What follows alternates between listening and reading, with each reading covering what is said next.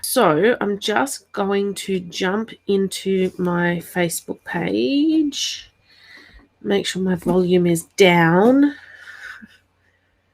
No one likes to have it, repeating back. All right, hopefully I've gone live in the right group. That's fantastic. Excellent news. Excellent news.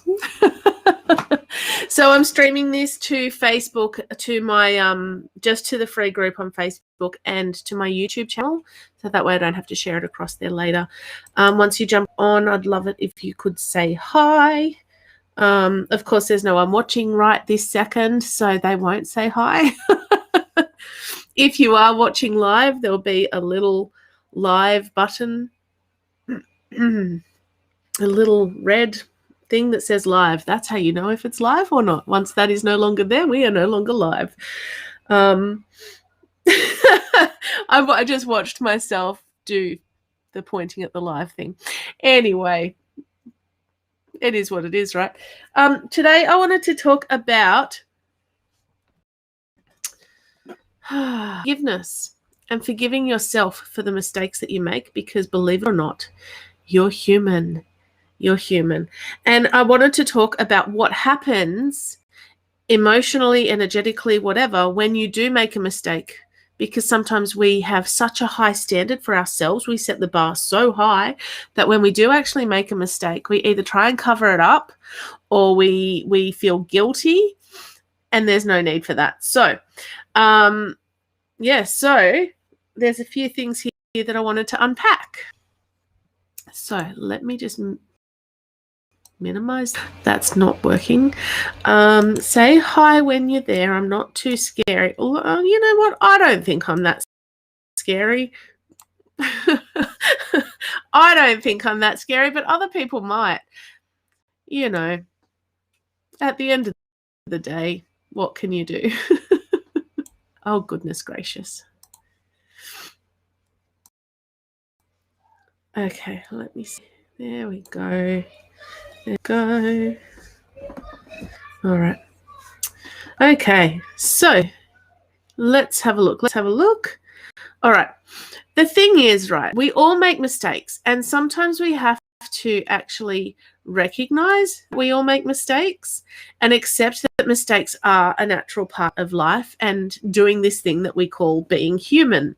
It is actually inevitable to make mistakes at some points in our lives, right? It's a case of sitting back and going, oh, I did it again. There's another one, made another mistake. And instead of beating yourself up about it, unpack it and go, what can I learn from this situation, and then move on. If you can admit to your mistakes and forgive yourself for making mistakes, because you're human and life happens, it's then easier to focus on what you can do to lessen the impact. Now, I don't know about you guys, but sometimes stuff happens and it may be beyond your control. Or sometimes you may make a choice and then afterwards go, oh, I don't know that was actually the right decision to make, right? And so then it is a case of lessening that impact, right?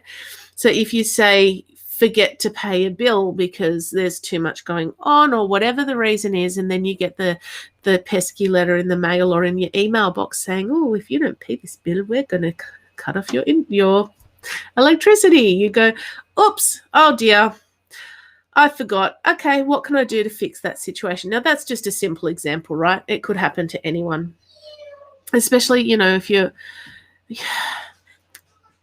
I hear footsteps.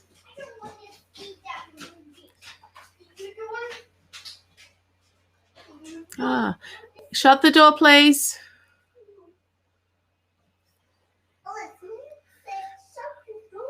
Mummy did say shut the door. Or come and shut this door. Ethan, can you come and shut Mummy's door? No. Thanks, dude. Thank you, precious boy. Hey. Sometimes it works. It sort of shocks me when it does. Right. So the first step is to let go of any temptation to beat yourself up and instead move on. Instead, look what you can do to not to make up for it, but to look for the solution rather than looking at the problem. The more you look at a problem, the bigger it will grow. The more you look for a solution, the more options will come to you. It's sort of the way things are. Now, if you have made a mistake and you need to apologize to someone, then apologize to them. Simple, right? And if it's something that hasn't really affected anyone else, but it affects you, then sort of look at why it's affecting you. Why are you feeling triggered by this particular mistake? All right? Whew, breathe, Eileen.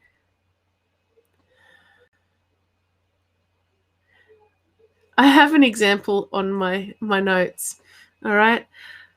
If you have made a mistake, right, and you've apologized, and you've found a solution to the problem, and you've just gone and done it, then you're 1,000 steps ahead, right? Mistakes are always there to teach you something and to enable you to grow. So sometimes it's a small mistake.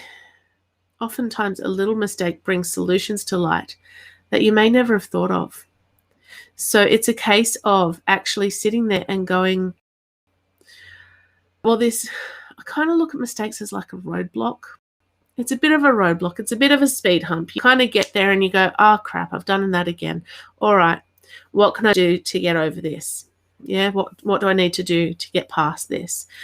Thomas Edison said when he was experimenting with the light bulb, he said, I learned 1,000 ways of how not to make a light bulb. Each mistake we make brings us one step closer to success. And mistake isn't necessarily a bad thing, right? A mistake that you've made or something that you've not kind of done the way you wanted it to go can sometimes create a positive outcome. Yeah. So if you can choose to be optimistic about the mistakes or the things that have happened in your life, then you might be able to find something positive about each one, which will then bring you closer to actually being able to move forward without that thing holding you back. Excuse me. There's a few questions. All right. Simple. Do you get angry with yourself when you make a mistake or when things don't go according to plan? All right. That's number one. Do you get angry with yourself when you make a mistake?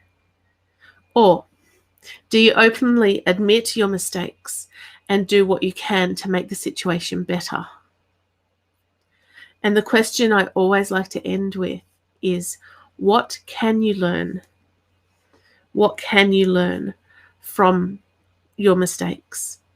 If you kind of have the focus on what you can learn, it may make it easier to actually achieve more, do more, help you to not make that mistake again. What else did I bring up? I brought up confidence. I'm pretty sure I've done confidence before. So that was my little thing on mistakes and how to forgive self, because forgive really is key. I don't know if you guys saw the picture I put up yesterday.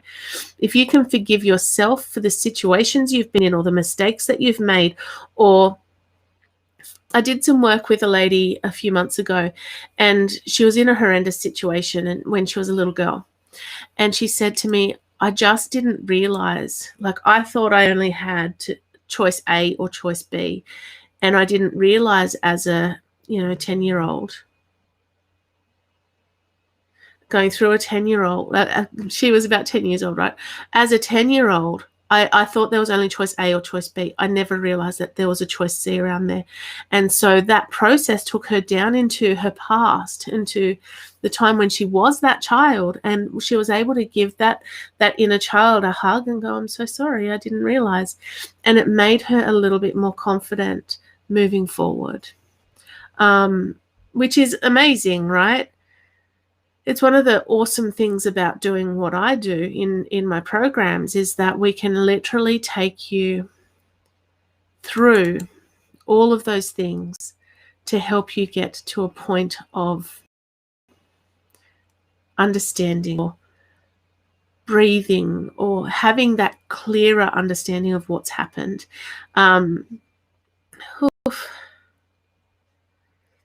The other thing I want to talk about is gratitude, forgiveness and gratitude. And it's literally about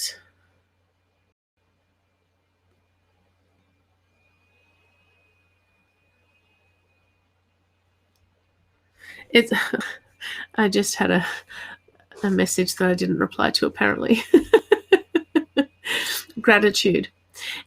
What gratitude does is it helps you to realize some situations were not ideal, and maybe they, for what a better term, damaged you or your perception of how things are, or took you down a pathway that may not have been the best one or the one that you wanted to go on. We can't always control the situations we're in. We can control how we react and how we respond, right? And when we can sit back, for me, it's 20 years on, kind of, and going, you know what? I'm really grateful for that time when,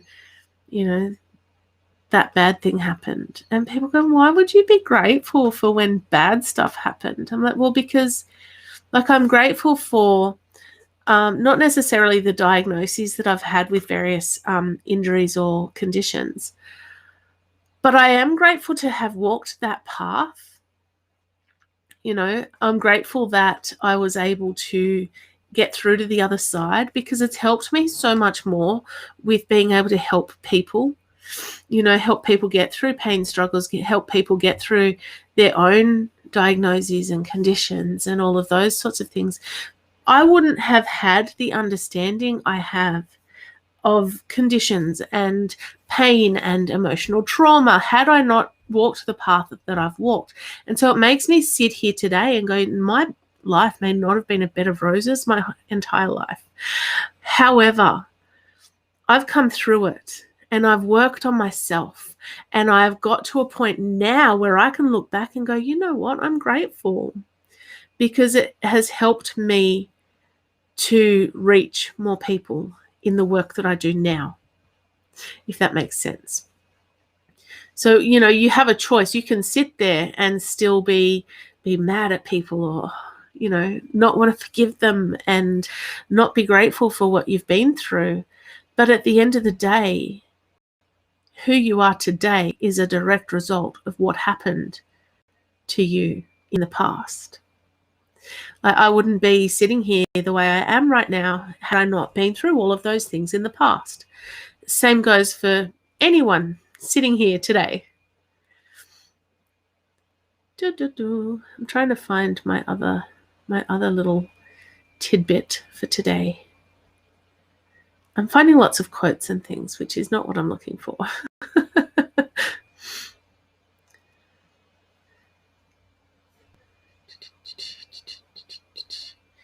So,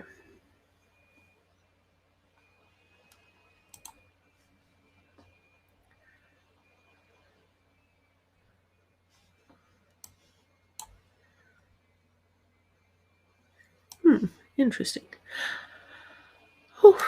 So, I have to remember to breathe on occasion, So how do we get to that point where we're grateful for the things that have crossed our paths?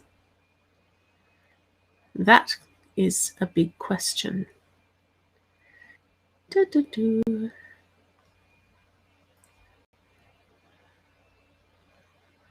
is a big question. And the reason I bring it up is because if you can start to be grateful for the things that you've been through, it can help you to step forward and step over the speed humps that are holding you back, over the roadblocks.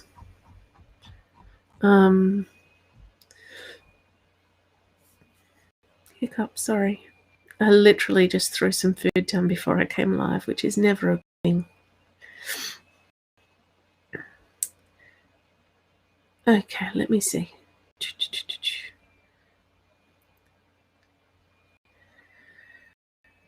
Now, what I have found incredibly helpful in terms of letting go and moving forward, number 1, tapping.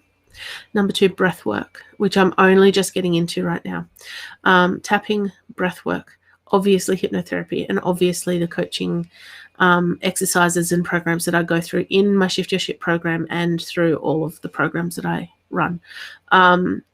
You basically have the choice of what you're trying things to work out what works for you. Because I didn't just wake up one day and go, you know what? I'm just going to forgive everyone. The part on the forgiveness journey was literally a day when I was seeing a psychologist.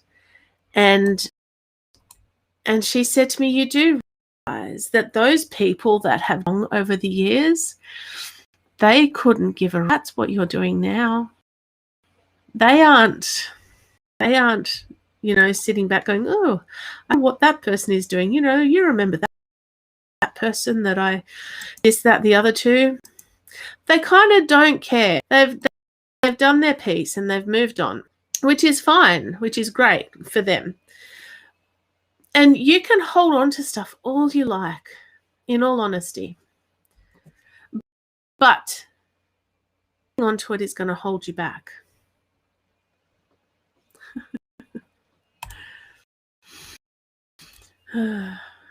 Opened the wrong.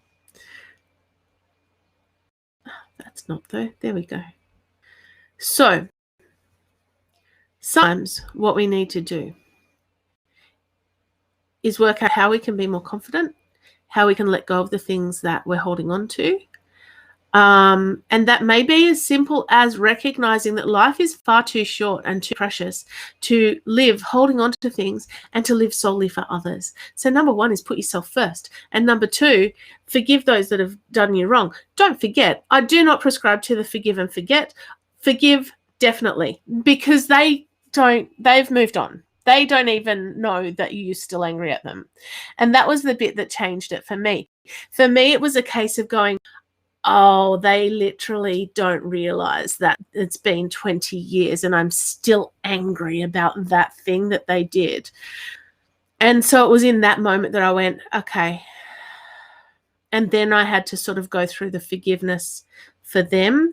Not that I told them, although the only people I did have a conversation with about it was my parents, when I sort of went and sat down with them after my brother passed away and said, hey, when I was growing up, this is how it was for me, and this is why I moved out at 19, and this is what happened, blah, blah, blah. And it was a great conversation, and it really helped me to sort of stop things where they were and just go, here's the line in the sand. This is where I move forward.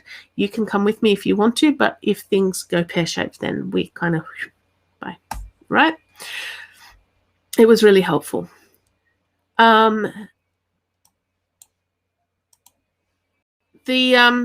I always get sidetracked and then I can't remember where I was at. This is what I get for doing ad lib. The thing is, it doesn't sort of flow when I just script it out anyway. So what you sort of need to do is recognize that you really should be your first priority. The number one most important person in your life should be you. Every day, every moment of every day. And it's basically time now for you to go, right, I don't actually fit into the box that was created for me by my family, by the people who had expectations of me, or by my responsibilities. I don't fit into that box. So who are you? And it may be a case of sitting down and literally writing out your strengths and your weaknesses, and really identifying your qualities that you know what you're good at, and you know the areas you might want to work on. So if you start there as a baseline and work on improving the things that you want to improve and really becoming and stepping into that person that you want to be. Number two is accept the person you are. Accept yourself just the way you are. And it's about learning to feel comfortable with yourself, within your skin, and accepting all of this, whatever it is, whatever it looks like, however it feels, and just going, you know what? This is me. And I'm proud of me, because this version of me has come through abuse issues, sexual assault. This part of me has come through chronic illnesses and chronic injuries and chronic pain syndromes.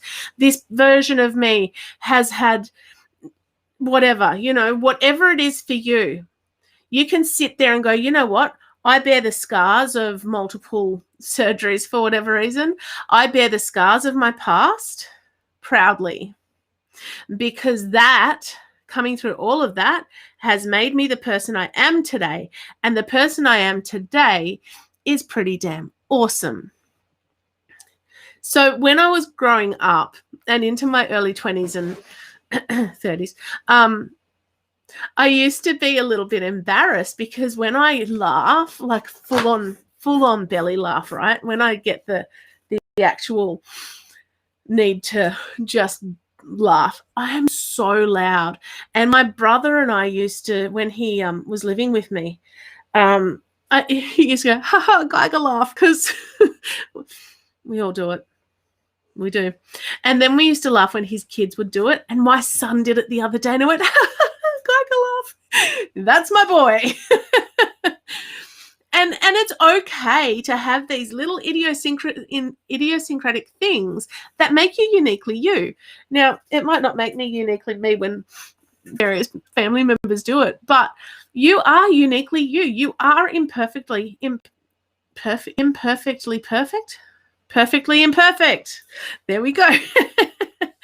And it's okay. It's okay for you to change the things about yourself that you don't like, but accept the things that make you uniquely you.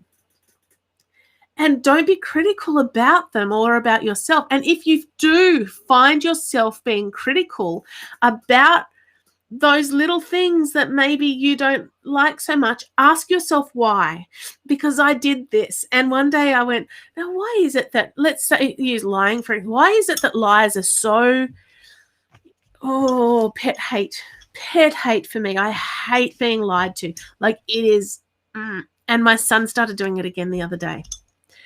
He thought he was being funny 3 times and no. So, and I kind of went back and I remember when I was little, like maybe 8 years old, my mum had yelled at me for being deceitful. And I wasn't, and I hadn't lied about anything that I can recall. That was a lot of years ago. I didn't think that what I had done warranted such a heavy reprimand, maybe. So you can work on those things that make you uncomfortable. You can work on the things that you think are awesome. And at the end of the day, own your stuff. Like I own the fact that I can be loud. I can come across as weird. And sometimes I can say things with no filter and then go, oh, that was the wrong thing to say. Oh, but Daisy. What you need to work out after accepting yourself just the way you are, you need to follow your own internal rules of what to do and not do, because we are all born with this internal guidance system. It's what our gut feeling is all about. You can listen when your heart, mind, and soul and gut and everything is in alignment. You know that that's the right way to go. But when something is sort of not feeling right, don't do it. It may not be don't do it. It may be like I use the red light guidance, like the traffic light system for this. And I've said it a lot on my Love Angels Light page, where we've got your red light is your stop, do not pass go, do not collect $200. You just stop. If everything in you is saying don't do it, or you get that gut feeling that something is not going to work out, just don't do it. If everything in you is green light, go ahead, go for it. It feels good, feels good, feels good. I talk about the 3 brains. So your head is your logic brain, your heart is your emotional brain, and your gut is your spirit brain. When all 3 say go, go, go for it. This is a money shot. Just do it, right? When something is out of alignment or you get that feeling that it's not going to work out, that's your red light. Just don't do it. Listen to the feelings that you get, because they are our guidance system. Refrain from doing something you don't respect. I got to breathe. Refrain from doing something you don't respect. Refrain from doing something that within you doesn't align with who you are. But when you kind of come up to a decision where you go, I just don't know what to do, take a step back. You probably don't need to make that decision right on the spot. You probably do have time to actually think about it. And at the end of the day, when you take time to think about it, it just may be the orange light going well back. Something doesn't feel quite right. But it's not a stop. It's more of a, let's step back and consider the options. And if when you consider the options, you go, so option A was the one I was a bit iffy about, but option C would actually work for me. And it's about working out which pathway will work, if that makes sense. What you feel and believe matters, and being your own best friend means that you recognize the importance of your own thoughts and emotions, because we don't recognize that in ourselves in this day and age. We literally live go, go, go, moment to moment, and we just don't allow ourselves to think of ourselves first because we've never actually been taught that. You need to allow yourself to make mistakes. No one's perfect, yeah? We've basically come back to the start, right? Nobody is perfect. We are all human. Mistakes are a chance to learn something, in all honesty. Learn from your mistakes so you'll know how to handle a similar situation in the future. In essence, give yourself a break. It is okay. Be protective of yourself, all right? Don't allow others to mistreat you or take advantage of you. You're basically giving your power away when you do that. So have your boundaries firm. Stand up for yourself. Protect yourself. And if you're going through a rough trot, I don't know if that's an Australianism or not, but it sounds like it. Learn to soothe yourself. Be kind to yourself and take time out so that you are able to actually acknowledge those feelings, work out what it is that is getting to you, and then move yourself forward. Work out what helps you when you're in an emotional situation, what actually helps you to feel better. It may, for some people it's taking a walk. For some people it might be sitting down and reading a book. The other week I literally sat on the couch for like 6 hours and watched movies, chick flicks, no shame. And my kids were there going, "Mummy, is it my turn to watch the TV?" And I went, "Not today, mate. When was the last time mummy sat down and just took over the TV?" And my husband went, "You've never done that." And I've gone, "Well, today's the day. Today, I just need a break." Now, I'd worked really hard through the week and I was exhausted. And so I just took that time to just chill out on the lounge, and I felt so much better afterwards. You need to work out what helps you to feel better. Now, I used to comfort eat. I used to comfort eat really, really well. So good at comfort eating. So good. I don't recommend it, believe it or not. It's easy to do, right?